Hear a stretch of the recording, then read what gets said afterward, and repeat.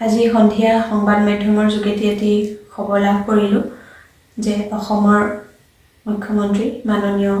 doctor Himanta Biswa শৰ্মাদেৱে cabinet বৈঠকত এটি কথা ঘোষণা কৰিছে যে মোক তিনিচুকীয়া জিলাত এটি তৃতীয় বৰ্গৰ চৰকাৰী স্থায়ী নিযুক্তি প্ৰদান কৰা হ'ব বুলি খবৰটো পাই মনত যথেষ্টখিনি সকাহ অনুভৱ কৰিছোঁ যিহেতু যোৱা বছৰ 13 জানুৱাৰী তাৰিখ দিনাখনে মোৰ স্বামী গণশিল্পী ৰাজীৱ শদিয়াই শেষ নিশ্বাস ত্যাগ কৰিছিল আৰু আমাৰ পৰিয়ালৰ একমাত্ৰ উপাৰ্জনকাৰীজন যেতিয়া নোহোৱা হৈ গ'ল তেতিয়া মই মোৰ একমাত্ৰ পুত্ৰ সন্তান হৈতে গোটেই সমগ্ৰ পৰিয়ালটো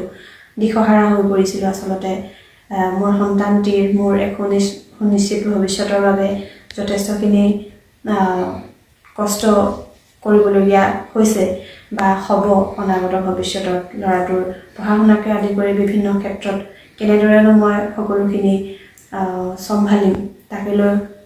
মই তেতিয়াৰ পৰা বহুত চিন্তিত হৈ আছিলোঁ আজি এই খবৰটো লাভ কৰি মনৰ চিন্তাখিনি কিছু লাঘৱ হৈছে এই হিচাপতে মই মাননীয় মুখ্যমন্ত্ৰী ডাঙৰীয়াক মোৰ আন্তৰিক ধন্যবাদ আৰু কৃতজ্ঞতা জ্ঞাপন কৰিছোঁ আৰু যদি এই তেখেতে যি আজি ঘোষণা কৰিলে কথাটো হৈ উঠিলে মই অত্যন্ত সুখী হ'ম আৰু পুনৰবাৰ তেখেতক আন্তৰিক ধন্যবাদ আৰু কৃতজ্ঞতা জ্ঞাপন কৰিছোঁ ধন্যবাদ আজি সন্ধিয়া সংবাদ মাধ্যমৰ যোগেদি এটি খবৰ লাভ কৰিলোঁ যে অসমৰ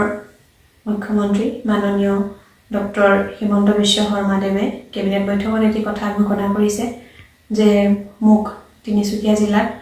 এটি তৃতীয় বৰ্গৰ চৰকাৰী স্থায়ী নিযুক্তি প্ৰদান কৰা হ'ব বুলি খবৰটো পাই মনত যথেষ্টখিনি সকাহ অনুভৱ কৰিছোঁ যিহেতু যোৱা বছৰ 13 জানুৱাৰী তাৰিখ দিনাখনে মোৰ স্বামী গণশিল্পী ৰাজীৱ শদিয়াই শেষ নিশ্বাস ত্যাগ কৰিছিল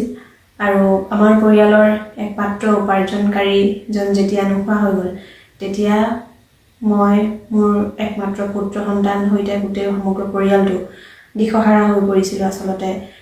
মোৰ সন্তানটিৰ মোৰ এক সুনিশ্চিত ভৱিষ্যতৰ বাবে যথেষ্টখিনি কষ্ট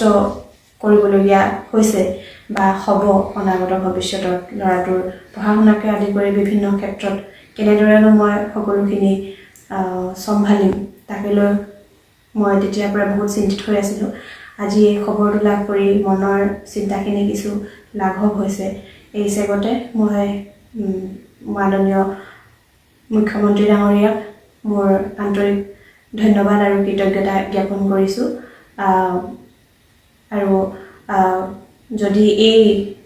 তেখেতে যি আজি ঘোষণা কৰিলে কথাটো হৈ উঠিলে মই অত্যন্ত সুখী হ'ম আৰু পুনৰবাৰ তেখেতক আন্তৰিক ধন্যবাদ আৰু কৃতজ্ঞতা জ্ঞাপন কৰিছোঁ ধন্যবাদ